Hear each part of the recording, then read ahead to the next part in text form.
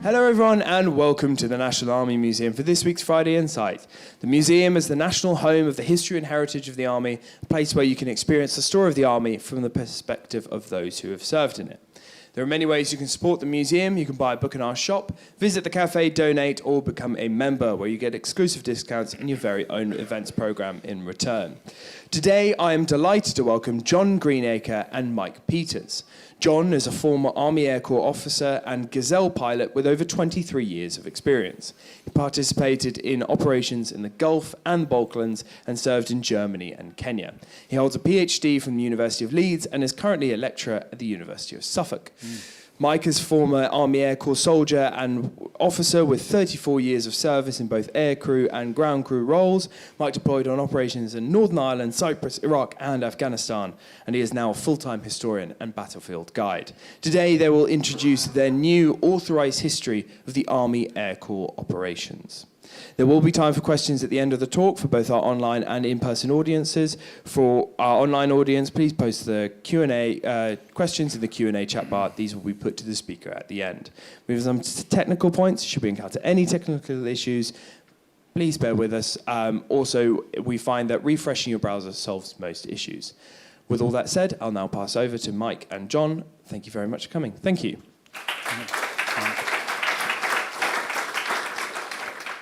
Hello, everybody. I'm Mike, so I'm the lesser educated person of the duo. However, I did fly in the Lynx outside, and he's a Gazelle pilot, so obviously I have the edge. So we're going to talk to you today about Ops Normal and the origins of the title of the book. For a start, Operations Normal is a radio call which most aircrew would give to say that everything's okay, we're flying from A to B, and periodically you give your call sign and say Ops Normal. But we changed that in the context of when we were coming up with the idea of the book as what to say, and really we were trying to emphasise the fact that the Army Air Corps, in its existence from September 1957 till the present day, has been constantly in operations. It's one of the smallest parts of the modern British Army, and every single operation, rather like the Postal and Courier and the Catering Corps, however far more aggressive, is the Army Air Corps have been there all the time. So if ever you see Army Air Corps soldiers on parade, you always see they have nearly all of the medal ribbons, because helicopters are a prerequisite of modern warfare. And we both worked together for a number of years and then came together. We were sharing an office together in Attack Helicopter Force at Wattisham in Suffolk. And we've both written our own books about World War II history. And we often mused about why there wasn't a decent history, operational history of the Army Air Corps. And there are certainly other books, which are, the thrust and the spread of them wasn't exactly what we thought it should be. So when the Corps, Regimental Headquarters, got together and said, we gathered a cabal of potential authors into a room and said, Regimental Headquarters, we need to have our history written. We sort of did our audition and secured the gig, which took a while because of COVID and various other factors, but we're there. Volume 1 is here in concrete, almost, and Volume 2 will be out early next year. Volume 1 takes you from 1956, which you're about to talk about, through to the beginning of the Cold War, and we've done that between us. So it's a labour of love, and hopefully it's supported by the Army Air Corps itself, and the Regimental Secretary, Bernie Fowler, is here today to see exactly what we are talking about and to check that we have actually done what we said we'd do. So we're going to do that. So I'm going to talk to you first of all about before the formation of the Army Air Corps, and that's really the legacy of the glider pilot regiment, the Royal Artillery AOP squadrons at the end of the Second World War, how that sort of drifted along, because the Army still needed some utilities, still needed some reconnaissance aircraft. And the RAF, there's lots of talk about how the RAF didn't want an Army Air Corps. It's actually, as we dug into it, it's not quite true. They're quite happy, because if you think back to the Cold War, into the late 40s, early 50s, the Air Force was fixated on jets, rocket aircraft, unmanned aircraft, that kind of thing. They weren't too bothered about helicopters or specifically about light reconnaissance aircraft. And John's going to talk a little bit about how the Army muscled into that space and developed its ideas from the legacy ideas it had before. But it really starts, as all things seem to with the modern Army Air Corps, what was called RAF Andover, or Middle Wallop, as some of you will know it today. And the Joint Experimental Helicopter Unit, which is a tri-service organisation, which is formed to say, these helicopter things, do they actually work? Can we make them work? How good are they? And as the name suggests, it was joint.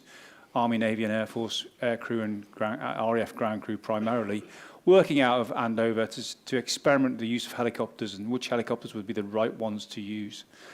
That's all accelerated with the Suez Crisis in 1956, which we're going to talk about.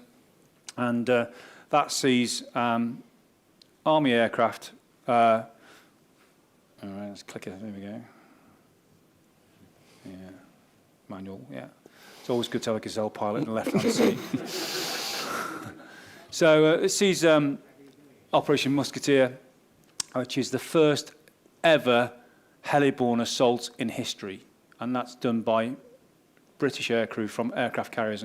And one of the funny things about the book, when we set the parameters, we said, well, we'll start off with 1956 and Operation Musketeer, and you will see British Army pilots flying helicopters off HMS Ocean into Libya and into Egypt in 1956. And we'll finish at 2017 with Operation Ellamy, when we'll see British Army helicopters flying off another HMS Ocean into Libya in 2017. So we'll go full circle.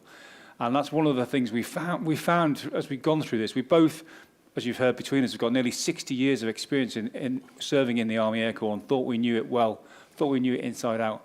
And you find these centric cycles keep repeating themselves, and these new ideas, which aren't new, which are triggered by technology. And this is Captain Shepherd, who's flying a Sycamore helicopter. And if ever you've seen a Sycamore, if ever a helicopter was never meant to fly or be used for troop, there was a Sycamore. And you can see one of these aircraft from Suez in the Army Flying Museum at Middle Wallop.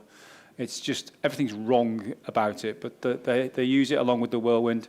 And we see these guys going, the title of the unit changed from experimental helicopter unit to helicopter unit, and being tasked to mount this heliborne assault onto Suez. There are a few problems. One that always comes up is having been very good at combined operations during World War II, and that finishes in 1945, as you all know.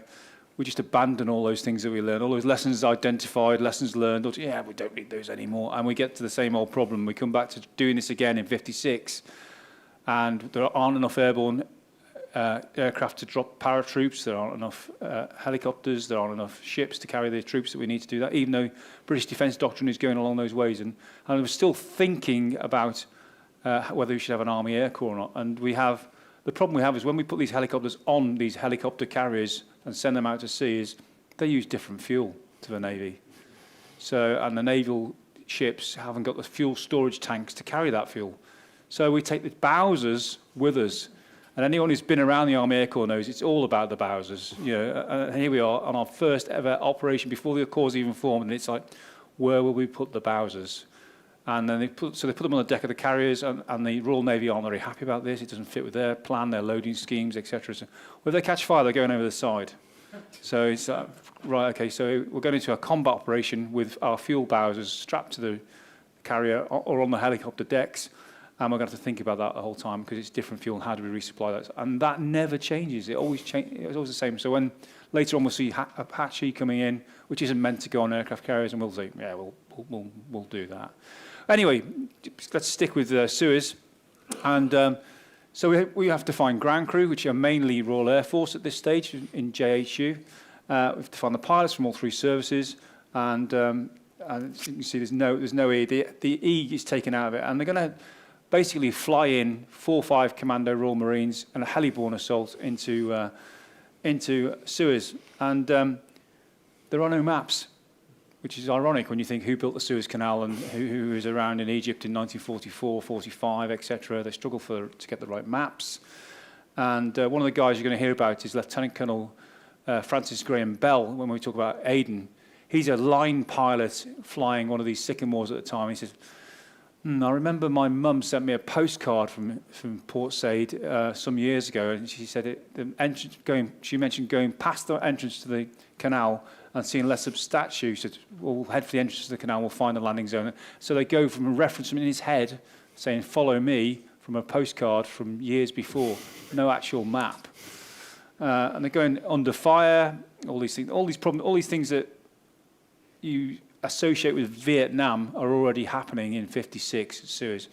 It is a success. I'll say success, they get away with it. And they prove the concept that the helicopter can do things that fixed-wing aircraft can't do. And if you haven't got enough paratroops, you can do this. And it very early on establishes the utility of helicopters for casualty evacuation and for resupply. So Suez is a great success and sets us up for what's going to come next. You can see a sycamore here with some Royal Marines squeezed in, and I mean squeezed in, 3 or 4 to an aircraft. If you ever Google a sycamore after this, you'll see the tail rotor hangs down really low. The blades are odd. It's just not right. But they make it work. They make it happen. And they carry out a successful heliborne assault. And as I said earlier, we are the first people to do that in 1956, in November 56. So it's a huge success.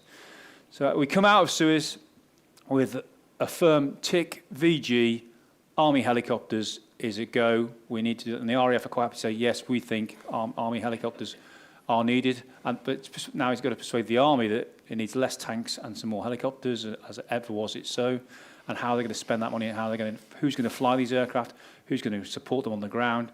Will it be the RAF? Will it be the Army? And we'll find that those existing units that are still ticking along around the globe and the outposts of the receding empire have got to be moulded into a new organisation. And how will that happen? And they're going to do that not quite under fire, but whilst on operations. So the Army Air Corps is actually born on operations. So that's the scene setter. That's JHU coming back from Suez, and now it's the ball's in the court for what do we do about our future Army Air Corps. Yeah, so as Mike has said, when the Army Air Corps is formed on the 1st of September 1957, so it partly comes out of the Sandys report of 1956, the Defence White Paper, partly out of the experience of what happens at Suez. And the RAF are quite happy about this initially because it means they can divest a whole load of stuff that they don't really want anymore. And they are the light liaison and reconnaissance units that they've got spread over the world. So they hand these over to the Army Air Corps and say, right, they're yours now, thank you very much.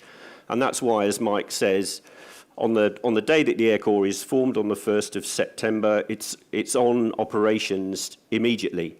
And it's on operations in 3 different places in the world, all very different. So it's taking part in the Cyprus emergency from day one. It's taking part in countering Operation Harvest, the IRA's border campaign in Northern Ireland in 1957. And it's also thrust straight into the Malayan emergency as well. So the unit that's handed over from the RAF to the Army Air Corps on day one is 656 Squadron, which was one of the original Aero P squadrons with the RAF from 1942. It's been reformed in 1948 in Malaya, specifically for the emergency, and then the Army Air Corps takes it on and renames it 656 Light Aircraft Squadron. And 656 Squadron is one of those squadrons that has its own history. It's got its own published book by Guy Warner. So it's spread right across the Malay Peninsula, as you can see there, the different flights. So each of those flights is about 35 men, about 6 pilots, and about 12 technicians. I'll talk about the technicians in a moment, because there has to be a change in where those technicians are coming from. And those aircraft, by the time, on the 1st of September 1957, the emergency is on the wind down by then. So pretty much all of the insurgency that's still happening is happening up in the Cameron Highlands, which is challenging country, jungle covered, up to 7,000 feet. That's where the Army Air Corps' first aircraft are operating. They're conducting, although some of the flights are called liaison and some are called recce, there's a blurred line really, they're all doing the same thing pretty much. But they are doing reconnaissance for the troops on the ground. They're taking aerial photographs for the troops on the ground. They're dropping supplies. They're illuminating at night from the aircraft. They're dropping battle simulators into the jungle to try and flush the insurgents out. They're doing pretty much everything except CASEVAC. And the reason they're not evacuating casualties is because at this stage, the only aircraft that the Army Air Corps has is the Oster. So By 1957, pretty much the whole of what's now the Army Air Corps has moved over onto the Oster Mark 9 from the old Aero P6. And the Oster Mark 9 is ideally suited to operations in Malaya. It's got a wider wing area than the old Aero P6, a more powerful engine, which means in a 6-mile-an-hour headwind, it can take off in 50 feet. That's all it requires to take off and to land as well.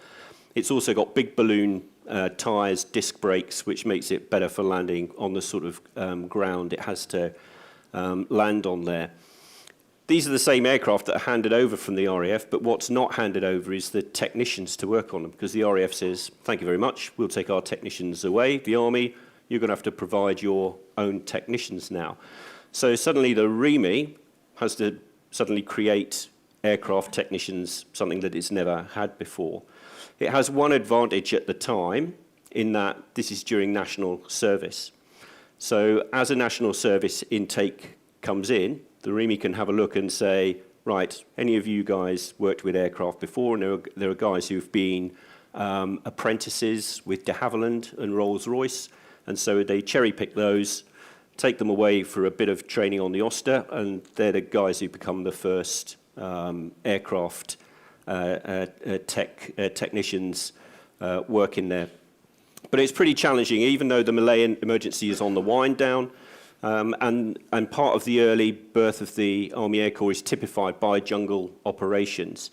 But in Malaya, it's on the wind down, but it's still dangerous, very dangerous, and as we'll see in a moment, and any CASEVAC still relies on the Royal Air Force, because the Oster can't land in a small clearing to take a casualty out. Only a helicopter can do that. So, for example, this is Captain John Tadman, who's from the Lincolnshire Regiment, but flying with 656 Squadron. He crashed up near Crow in Perak on the 13th of March 1962. He was caught in a downdraft, hit a clump of bamboo, crashed, aircraft burst into flames. He had to crawl out of the burning aircraft. So he'd managed to call a mayday. So later that day, he was located by an RAF Vickers Valletta, a fixed wing, who pinpointed where he was.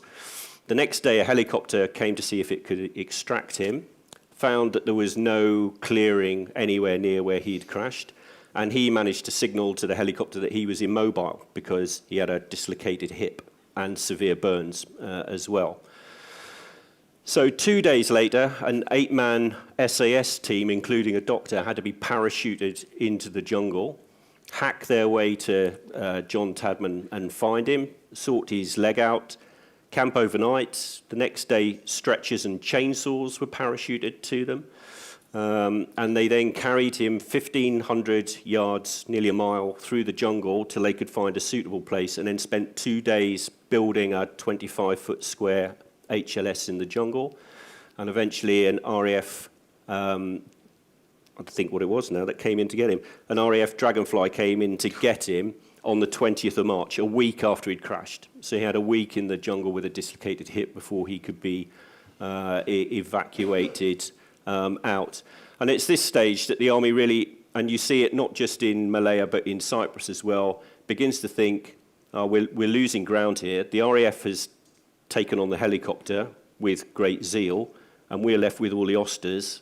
And if we don't do something with helicopters as well, we're going to get left behind. We're going to become irrelevant before we've even really started. So Malaya continues.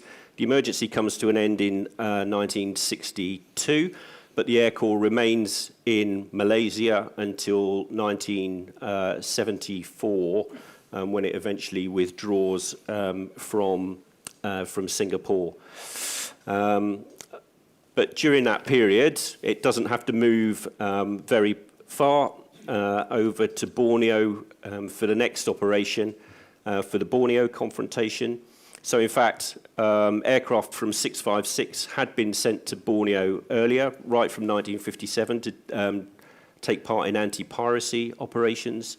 And then in 1962, they're sent to deal with the Brunei revolt. 14 flight is sent over.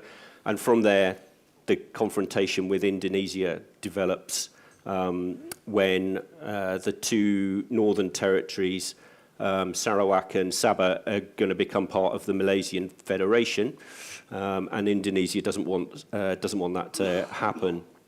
So much of what, and this is a pattern that we both talk about and we talk about in the book, everything that's been learned in Malaya just gets picked up and transferred to Borneo. And the aircraft in Borneo are doing pretty much the same thing. And the balance of effort slowly changes from Malaysia across to Borneo.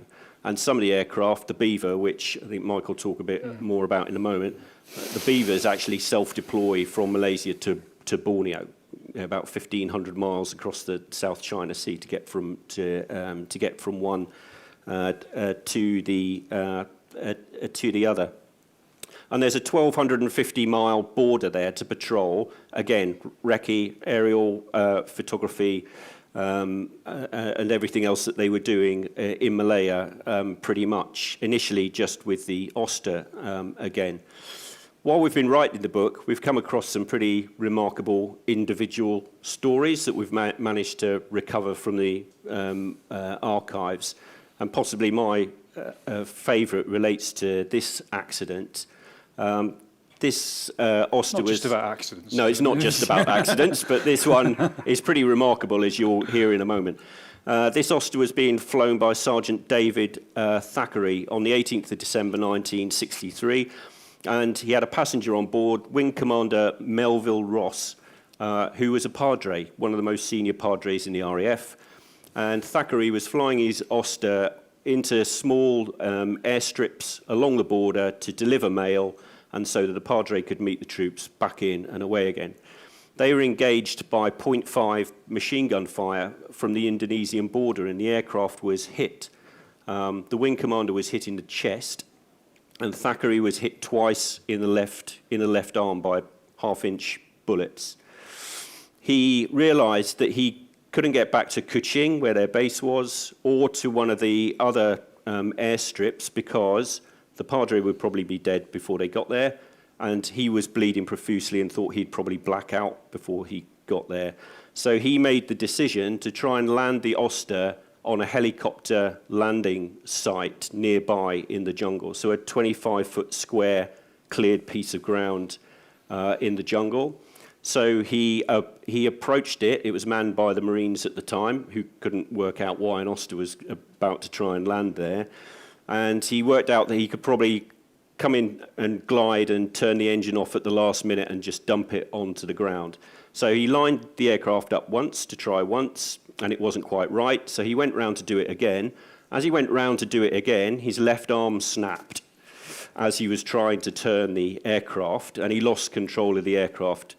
Had to recover control with the right hand, and he then had a problem because he's only got one hand, and he couldn't fly the aircraft and turn all the switches off and everything else that he needed to do to make a safe landing. So he took a couple of attempts again to fly in, and then worked out that at the last minute, if he put the flight control stick between his legs, he could flick some of the switches off. He was still doing 50 knots, so he thought as he came in, if he tried to put it in more or less vertically and drop it on its tail into the cleared gap, which is what he's done there, which is why it's in that odd position. The Marines came out. The Padre was already dead. He didn't die in the crash. He died from his chest wounds before he got there. And Thackeray was taken out and recovered fully from his wounds. He was recommended for a Distinguished Flying Medal, but for whatever reason was downgraded, and he was just mentioned in dispatches. But it's a remarkable story of tenacity and flying skill, and this comes out all the way through the book. I think one thing we haven't touched on yet is that that's a sergeant pilot, and post-war, the Royal Navy and the Royal Air Force have gone back to commissioned pilots. The Army never did. So the whole reason that the Army wanted to hold on to its own Army Air Corps was to have this integral support, this close support of having soldiers in the cockpit who understand the problems on the ground and fly correspondingly, but also to use NCO aircrew. And every now and again, the Army Air Corps has dabbled with the idea of not having NCO aircrew and then realised that the error of its ways and gone back to how growing a mix of commissioned and NCO aircrew. And the same can be said later of it developing its own ground crew. Yeah, and that takes us on nicely to here, because at this point in the Air Corps' history, really nobody in the Air Corps has joined the Army Air Corps. They've all come from somewhere else. All of the pilots and officers are all transferring in, and the ground crew. There was no direct recruitment of Army Air Corps ground crew until 1973. So up until that point, all the ground crew had to be transferred from somewhere else. So here in Borneo on patrol, you've got Air Trooper Thompson, who is wearing an Army Air Corps badge, but you've also got Gunner Wilson there with an Army Air Corps beret, but still with his gunner's cap badge. And this is a period where the ground crew, really seemed to enjoy, the ones that we've spoken to, what was going on. They were very independent. They had a lot of flexibility. They were taken out to small jungle sites and left there for weeks at a time to operate on their own, refueling, along with a couple of REME personnel to maintain the aircraft. They were given a lot of trust, and we'll see how that changes a bit later on. But the fact that there were no direct recruited Army Air Corps personnel at this time makes the Army Air Corps quite fragile, and its position quite fragile as well. And what makes it even more fragile is in the early 1960s in 1962, because the helicopter is now starting to prove itself, the Army decides, well, why doesn't every regiment have its own helicopters? Yeah? Like it has its own, I don't know, transport and Land Rovers and trucks. Why doesn't it have its own helicopters as well? So there's an experiment. It's not that barking at the time. If you look at the technology of the time of the Su helicopter, it's not as barking as it sounds, but actually it is barking. It turns out to be barking. So the unit light aircraft concept is trialled with the 1st Queen's Dragoon Guards in 1962. It's found to be a success, and so it's rolled out across the Army. So almost immediately, or not every, but a whole raft of infantry battalions, Royal Armoured Corps regiments, gunner regiments, even Royal Army Service Corps regiments are given their own aircraft. And this, again, really puts the Army Air Corps, which is less than 10 years old at the time, in a very difficult position, because if everybody can run their own helicopters, what's the point of having an Army Air Corps? And even titles change. People no longer talk about the Army Air Corps, they talk about Army Aviation much more widely. And the Army Air Corps almost doesn't quite disappear, but it begins to lose its direction and its reason for being there for some time. Even the journal changes its name from the Army Air Corps Journal to the Journal of Army Aviation, so it can include everybody. And it is interesting, we both talked about it quite a lot, is where you see someone like the Queen's Dragoon Guards who take it very seriously and use their air troop for proper air reconnaissance and integrate it with their armoured car squadron, etc., and work together to develop, hone their skills as reconnaissance platforms. Other units use it to fly the CO around as the CO staff car and for fetes and things like that, displays. It's very different. Yeah. And I'll talk a bit more about it later. This is a Scots Guards. So the Bell Su that then becomes the Westland Su is selected as the unit light aircraft. The Royal Army Service Corps units that have aircraft have the Beaver, but all the infantry and Armoured Corps and gunner regiments end up with the Su. Which is good because the Su can do very limited CASEVAC. It's a very light aircraft. It does observation, but not a lot else. The real change comes when the Scout comes into service. So developed as the P531, it comes into service, I have to remind myself of the date, 1963 is when it's first delivered, and it's immediately on operations in Borneo and elsewhere. But it has real problems when it first arrives. So it's delivered late for a start, no surprise there probably, largely due to industrial action. But it has several major problems. So it's powered by a Rolls-Royce Nimbus engine. When it first comes into service, the average lifespan of that engine is 10 hours. Average. Some of them last 2 to 4 hours before they need changing again. There's also a major problem in the cockpit. The fuel shut-off lever in the roof of the cockpit is directly beside the cabin heating lever, and both of them work in the same direction and look similar, which sounds really funny because it's laughable. That led to the death of Captain Dan Jacques de Bono from the Coldstream Guards and W02 Hutchinson 656 Squadron's RQHI on the 15th of July 1964. And as a result, the Scout was grounded at that point until they could work out a work through to stop this from happening. And the cabin heater, particularly in Borneo, where you don't really need the cabin heater, was wired shut to stop that happening again. It also had problems with vibration and was terrible if you had to auto-rotate. It auto-rotated like a brick. But it was the first it was the first helicopter that was designed specifically as a helicopter for the Army, and the Wasp variant for the Navy as well. So in that way, it was a bit of a game changer from the Army Air Corps. The Army Air Corps can suddenly do lots of things, as Michael's talk about in a moment, in Aden, that it couldn't do up until this point. And in fact, the Scout remains in service well into the 90s before it goes out of service.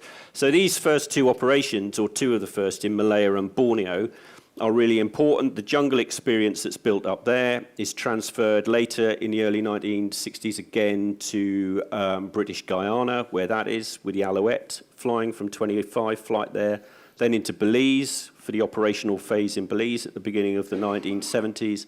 And the Army Air Corps remained in Belize right through until the 2000s, and in Brunei up until 2022, with all that continuous jungle experience. And our regimental secretary who sat over there can tell us that the Army Air Corps is about to go back to Brunei after a brief period when the RAF tried to take it on. So I'll hand back to Mike at that point. Yes, I'm going to talk about Aden. Strategically, after Suez, there's all this political friction between the US and Britain, saying basically you need to get out of the Far East and pull back. And the UK starts to do exactly that, but the defence reviews of the time come up with this idea that we need a super garrison somewhere out in the Middle East that we can forward base our logistics, supplies and some ready use infantry units, etc., to go anywhere in the Middle East and potentially into the Far East if required. That is identified as Aden, which is already a British garrison, has been for hundreds of years before. So they start to build a brand new barracks, brand new airfield, etc., and this will be augmented by aircraft carrier groups which will float around up and down the Mediterranean and out to the Far East and back with commandos on board. So whenever there's a trouble spot, they can be augmented from Aden by a strategic airlift, and these aircraft carriers will take helicopters, etc., and do so. It's quite an agile, to use that horrible word that dominates defence doctrine at the moment, idea. And Aden is a big part of that. And Army aviation, the Army Air Corps, is also part of that, because there are issues to be dealt with in Aden itself. And for those who want to refresh themselves, you see where the Houthis are down in Yemen, etc. You can see that Aden is just below that. South Arabia, Dhofar, Oman, that trouble spot of the world, the heel of the boot of Arabia, and around to Straits of Hormuz. So this historically has been a place where the British have had the expertise and the influence and are trying to withdraw from it, and the Americans just encourage them to do that but don't actually really want them to do it. When there's a problem, they want the Brits to deal with it. So there's a lot of friction between the UK and the US about how this should be done. And we are still pulling out of Kenya and places like that. There's lots, so it really is a really important strategic base. The area is mountainous, and you can see here, a bit of a zoom in here, and you can see Fumier in the centre of the map there. That's where most of the British helicopters will be based, and the RAF and Army Air Corps, under command of one Air Commodore Johnny Johnson, who's the RAF commander, who's Battle of Britain, fighter race, etc. He will control that, and there are some RAF Belvedere helicopters, which are called the Flying Longhouse. The British attempt to build a Chinook version, which is about as successful as the Sycamore, to be honest, but it's a good idea. But it's arid, it's high altitude, lots of turbulence, mountainous, etc., and the borders don't reflect tribal boundaries. Who'd have thought it? So there's all kinds of problems, and there's a huge communist insurgent influence coming into Yemen. And the Brits are oblivious of this, building this new super garrison, thinking, we're going to stay here for a while, this is great, we're building schools, we're building modern airstrip, etc. And this is a long-term plan which falls flat on its face, and there'll be an insurgency. So we'll see here that you've got 653 Squadron, quite clearly the best squadron in the Army Air Corps by a long way. Basically, and that's made up of a composite group of flights from 8 flight who start off with in Kenya and they're brought across, 13 flight which start off with the Oster and convert to the Scout, 15 flight which starts off with the Oster and converts to the Beaver, which is a real game changer alongside the Scout. And then the integrated air troops or platoons, which John has talked about, these integral units which belong to the battalions that rotate through, or the armoured corps units that rotate through, and they're flying the Sioux. And they're basically in the urban environment. So you've got quite a suite there, and it's called 653 Squadron, and it's called 3 Wing, and you end up with an Army Air Corps Lieutenant Colonel in charge of it. The integrated air troops do really well. The Sioux is a good aircraft. It's quite good for this role. The main thing, the most valuable thing about it is the radio, because it can call down. It's very good for forward air control. So you can call in RAF Hawker Hunter jets, etc., to hit targets. You can patrol. You can do reconnaissance. You can carry VIPs like commanding officers or brigade commanders to do reconnaissance, etc. And yes, you have seen it before. You've seen it in MASH and in Skippy, for those of a certain generation. But it's a good aircraft. And once they get the radios fixed, and it's integral with things like the Ferret Scout car and things that you'll see in the museum here. But these are being flown, as John said, by people from those particular units. I mean, some great stuff in the book from Mickey Martin, who was an Irish Guards pilot, who some of the things he did in his Sioux to get Hunter jets into the deep valleys of Aden and Radfan to do strikes are just phenomenal. These guys are doing things that would be unthinkable, the risks that are taken, would not be taken today. Dropping flares overhead on terrorist positions, hovering overhead and then dropping flares so that hunters can see where to strike, that kind of thing, under fire, with no weapon other than their rifle or some guy with a pistol firing out the side. It's phenomenal what they did. It's real big old stuff. The Oster, having done well in the Far East, doesn't perform well in the Middle East. The altitude's wrong for it. It's underpowered. There are a number of accidents, and there's a bit of friction and resistance to change in that the hierarchy of the Army Air Corps at the time are all of an Oster generation, and think the Oster is the Excalibur that does everything, and can't face the fact that it actually can't do the job, and it's not. I think until a number of crashes. Here's another one, and it's not all about the crashes, but they do sort of mark. And this is again turbulence, downdraft, and it drops into a 60 feet valley. And the pilot survives but loses an eye. So it's a good aircraft in Northwest Europe, which is designed to do. It's a good aircraft in the Far East. It's just not the right aircraft for Aden in the Middle East. And it takes a while for them to thrash out that and realise that it needs to go. The winning combination will be these two, the Beaver and the Oster. The Beaver, de Havilland in Canada, amazing aircraft, designed to fly in the tundra, to operate off icy fields. It can be fitted with skids, floats, you name it. Really powerful engine. Goes on for many years, serving in Northern Ireland, in Canada, etc. Any terrain, rugged terrain, it can do that. The Scout will develop. It does better in Aden than it does in the Far East. Same problem with engine wear. But the Saunders Rowe and Bristol and Rolls-Royce technicians who brought out to Aden, to the super garrison, to Thumier, to work on these engines, and they learn how to make them last longer and how to make the Scout pick up into the flying Land Rover that it will become. This is Britain's first attack helicopter, not just because you've seen it in Who Dares Wins with Lewis Collins, but because it actually is, and we'll get into that in a minute. It's a phenomenal aircraft, and it becomes the weapon of choice. Everybody wants it. This is 8 flights just before they depart Kenya to come to Aden. And these are the numbers that John was talking about, a couple of fuel barrels as a command truck and Urimi technicians to keep it going. So they're quite light. These guys, when they're working in, I don't know if you can see, but the centre aircraft's got casualty evacuation pods on it as well. These guys, when working in Kenya, are putting their trucks in a circle around the helicopter to protect them from ground fire, from the Mau Mau and people like that. So, but it's almost Wild West style, and then they're brought out into Aden.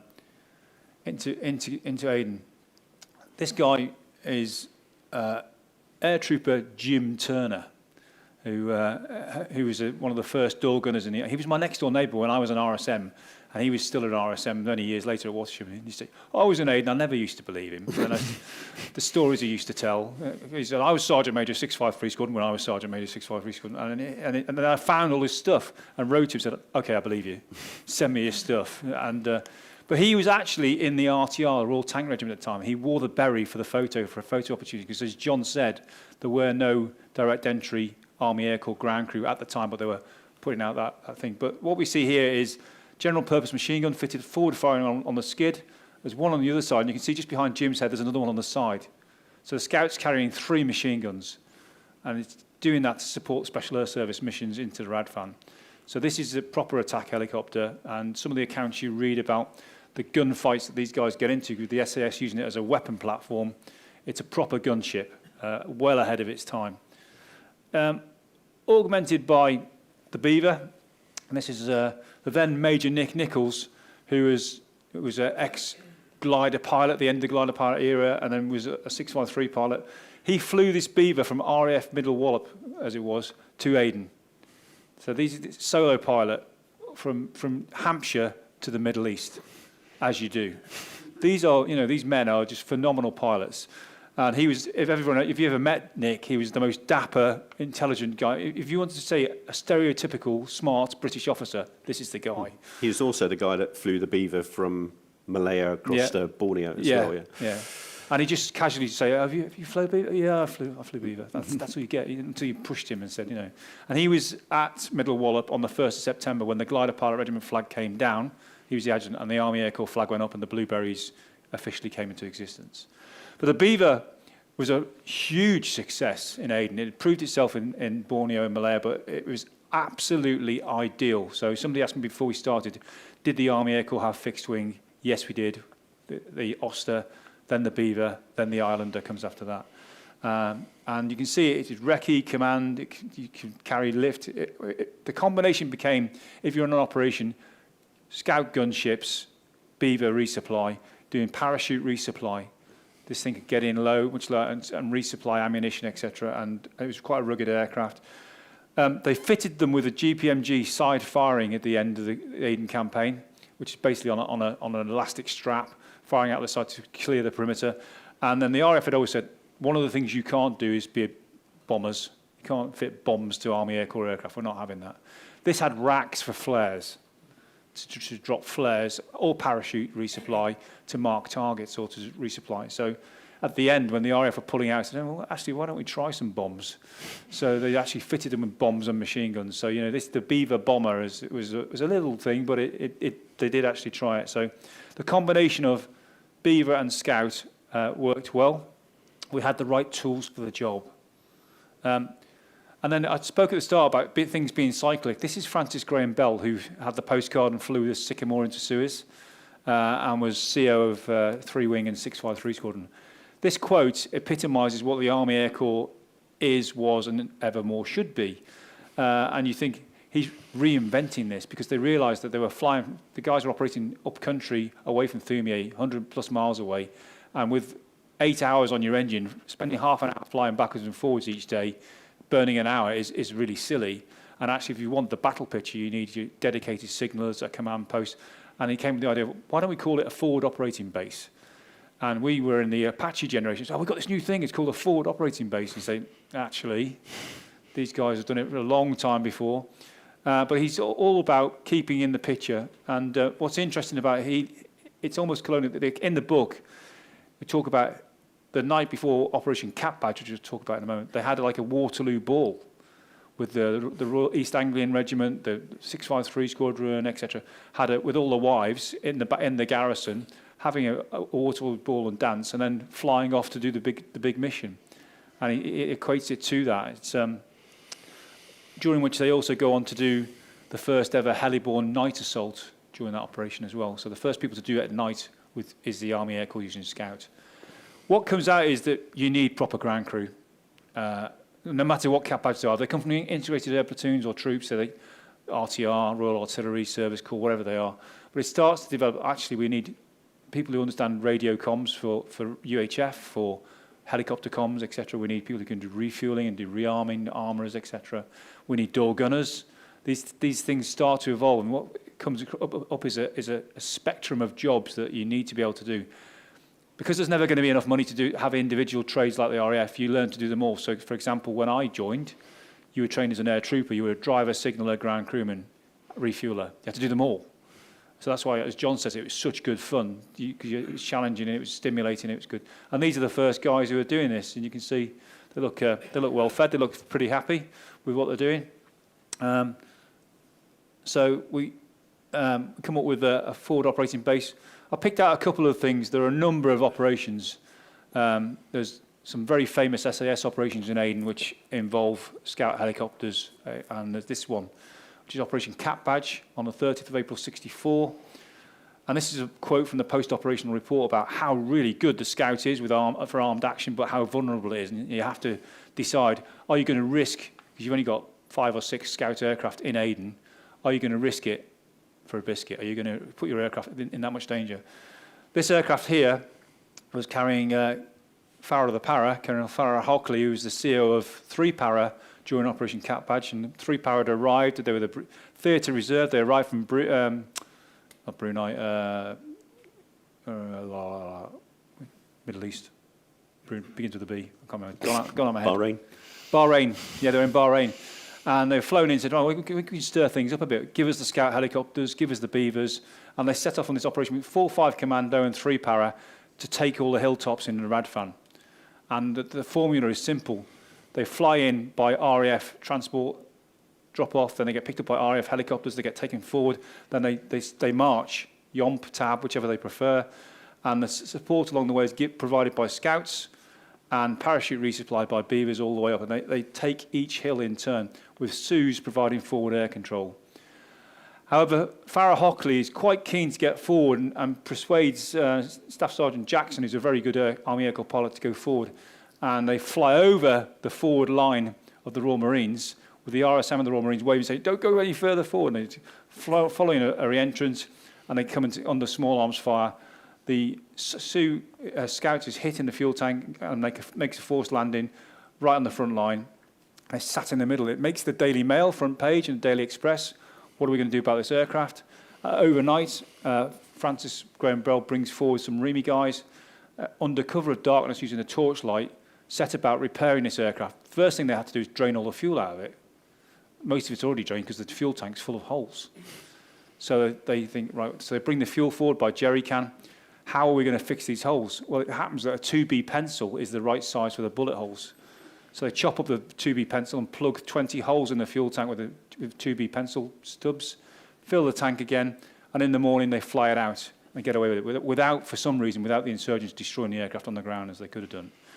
And it's a running battle. Operation Cat Badge is a huge success, but there was a big concern at the time. If we lose one of our shiny new attack helicopters to tribesmen, how is that going to look? But they managed to get it out the next morning, so it's politically sensitive. Speaking of which, there's a number. This is a 653 operation with the Major Greville Edgecombe flying, who is known as low-level Greville, and for good reason. And he was one of the guys of our generation that the two of us know, and Bernie knew very well, who was one of those retired officers who sat in Regiment headquarters in a tweed jacket, and you thought, what's he all about? What does he do? And then you see the photograph of him here with his M16, his bare-chested, steely-eyed, square-chinned guy, and he's flying these operations. And there are a number of running fights where the SAS used scouts to get in, to get out, to do medevac, etc., and even man the gun. The guy with his back to the camera is manning the machine gun on the side. They've got guns each side, flying in to find the to insert SAS patrol to attack enemy positions, but then using the scouts as fire manoeuvre, as fire support bases for the guns to close with the enemy. That all goes on well, and actually you would argue that we're doing well. And certainly Army aviation comes out of the Aden campaign with flying colours, gold star. This is the way ahead, this is what we need to do. The Beaver, the Scout, the Sioux, perhaps the integrated air troops, different ball game. And there are a number of incidents. I could talk for the whole hour about Aden, and John's stopping me. But at the end, the last things to pull out of the Beavers are 15 flight. And this is an interesting picture because there are a number of British officers serving with Aden units who are the classic colonial officer advising native battalions to how to fight. And as the collapsing bag system starts happening, we start to pull out. So how do we get them out without them being lynched by their own troops? And so each Beaver pilot is tasked to go and get one each time. And they do that. They have to get out the aircraft and go and find them. And they've got a search and rescue beacon, radio SARB beacon. And as they do that, there are 2 RAF hunters flying overhead the whole time. And they go and get the guys out. And they manage to get them all out without them being taken hostage or being killed by native troops. So then at the end, it's okay, last one's out, turn the light out, and they're flying out on their way back out, and the aircraft in the foreground develops an oil fault which covers the windscreen in oil. So both aircraft land with the REME guys in the back to fix the engine, clear the windscreen, etc. But what happens is, this is in Djibouti, and it's undergoing a military coup at the time, and the ground crew are hostile, and people start arriving with AK-47s and surrounding these British officers, saying, with an aircraft they can't get away in. Luckily, RAF hunters who are overhead again, circling really low, show of force to say, yeah, don't even think about it. So it's almost US-style tactics the Brits are using at this stage. And they get out, and they're the last ones out. And that's the end of the Aden campaign for us. What I'll just say before we hand over to John is they learn so much here about how to do things professionally, what aircraft you need, and many of the senior officers who run the Cold War for the Army Aviation are the pilots who flew these aircraft. And they learn about you really need proper aircraft for medevac. And the Army becomes, armed helicopters, we love them. Actually, the biggest thing that comes out of it is medevac, the psychological importance and moral importance of casualty evacuation, and having helicopters and fixed-wing aircraft with army crews and under the army chain of command, which you can call on, and people in the cockpit who understand what it means to be dropped a mile in the wrong place, understand what it means about directing artillery fire. You need army aviators, complemented by those hunters, of course, but you need the right person for the job.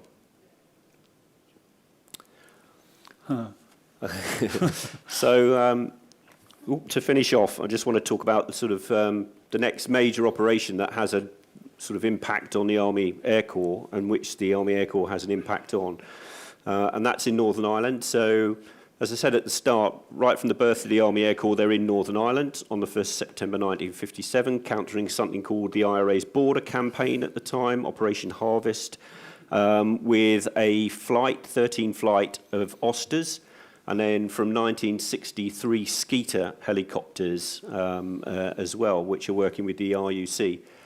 That comes to an end in 1962. There's a brief pause, and then, as we all know, Operation Banner, the Troubles, begin in 1969. And when they begin, there's only one integrated flying unit in Northern Ireland, and that's the 17th, 21st Lancers. And they have to move up to Piggery Ridge above Londonderry to work over Londonderry. And that's how the Army Air Corps' contribution to Operation Banner starts, but it grows pretty quickly and has a profound effect upon the Army Air Corps. So 666 Squadron, which I always think is not a good number to pick for an Army Air Corps squadron. 666 Squadron is formed as a dedicated squadron in Northern Ireland to counter the Troubles in late 1969, in October. And then really from 1970 you start to see reinforcements, and 653 Squadron, who've been in Aden, they arrive and go to Long Kesh and are based at Long Kesh. What we do see at the beginning of the 1970s is the demise of the integrated air scheme. So this is a Sioux from the 14th, 20th Hussars, who's taken a bullet in the engine block and is waiting for REME to turn up to check if it can continue flying. But really from the end of the 1960s through to about 1974, when it finishes completely, the integrated air scheme is on a decline. Now, as Mike said, it's actually been, in tactical terms, it's been really successful. In Borneo and in Aden, everybody shouts about how good it is. But in the wider scheme of things, it's a really bad idea because the experience and the material is being spread so thinly across the whole of the army. So helicopter spares, which are expensive, and quite difficult to get hold of, they're having to be sent all over the world to all of these small units. Pilot training, because so many pilots need to be trained to go to all these units, pilot training has to be diluted down, courses have to be cut down to make sure they can churn pilots through quickly enough. There aren't enough REME personnel to spread around all these units. So at the end of the 60s, the Army says, yeah, okay, this isn't going to work long term, and begins to draw it down. And the Army Air Corps then begins to hoover up a lot of these integrated air units and re-centralise them. A cynic would say that was the original idea. Yeah, and the Army Air Corps begins to re-centralise again from the mid 1970s essentially, and the term aviation is dropped, and the journal becomes the Army Air Corps Journal again, and all those really important things that happen. So as Northern Ireland develops, there are good things that I'll come on to, but there are issues as well. So particularly through the 1970s and into the 1980s, ground crew that we've spoken to only ever speak of Northern Ireland in completely derogatory terms. In fact, several of them refer to it as a punishment posting, because all those good things that happened in Aden and in Malaya and Borneo, they don't happen in Northern Ireland. There's no flexibility for them. There's no initiative. They're sat in these bases and they're doing the same thing day after day, refueling, pushing, pulling aircraft.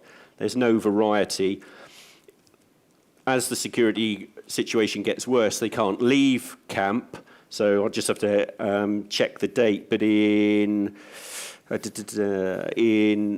the 18th of May 1973, 4 senior NCOs from 652 Squadron were murdered by the IRA through a car bomb as they left a hotel one evening. So that clamps down on anybody going outside the wire, essentially. And all these places that they're being based in are all old RAF bases that have been shut since the end of the Second World War. So Ballykelly, St Angelo, Long Kesh, they're awful places to live in. And awful conditions, and when we come to Bestbrook as well in a moment. So it causes a real dip in morale in ground crew and makes it quite difficult to begin to recruit, because that's right at the point where they're beginning to recruit ground crew directly. On the plus side, a lot of the developments you see in the 1970s are ones that the Army Air Corps will carry throughout Northern Ireland and continue to develop. So there are some experiments in 1971 with air door gunners, taking the experience from Aden, and there's quite a public display of air door gunning up at McGilligan Point on the ranges up there.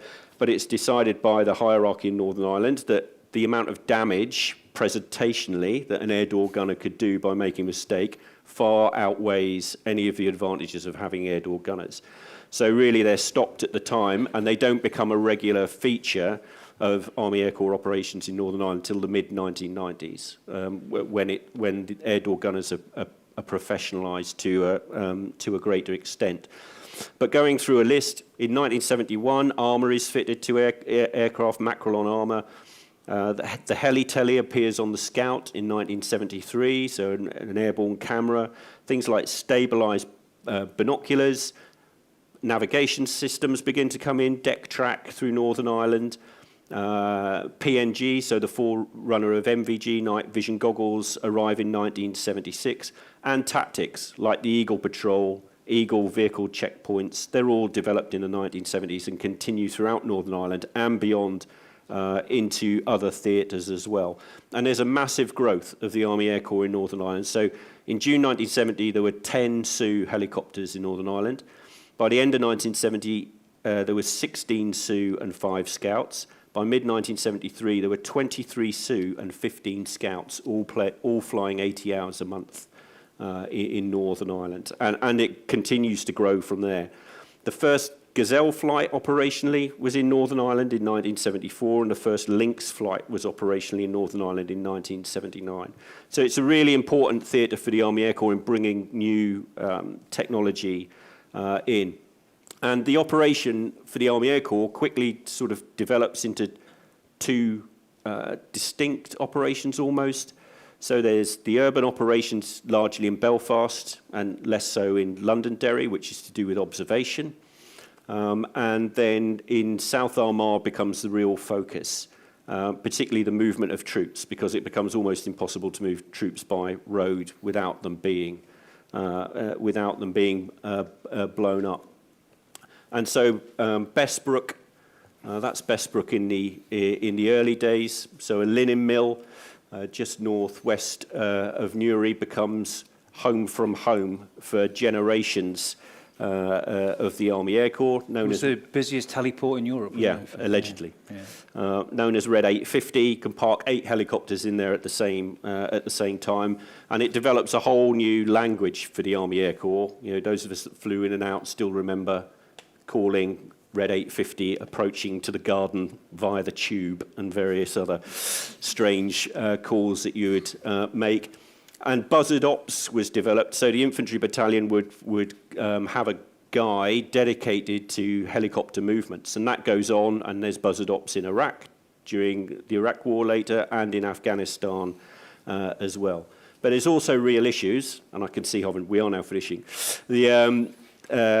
So helicopters are becoming increasingly engaged. So this is Bob Petrie's Scout that's engaged in March 1979. About 100 rounds from an M60 are fired at it.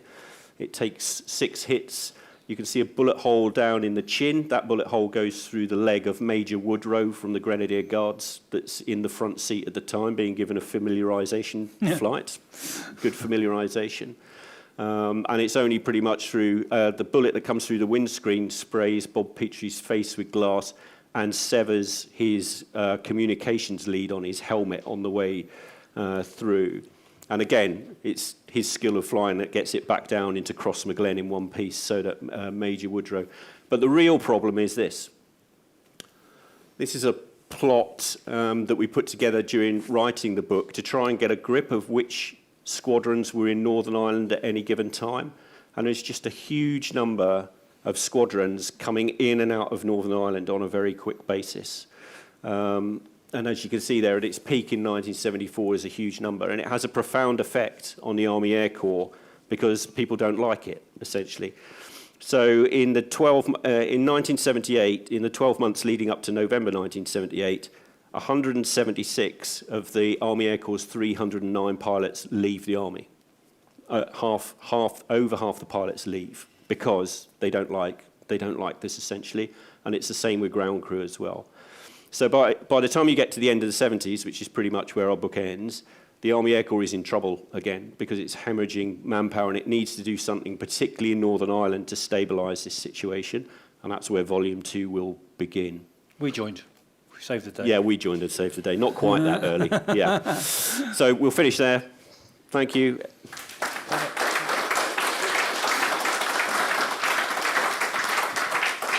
Sorry, that's Greville Edgecombe.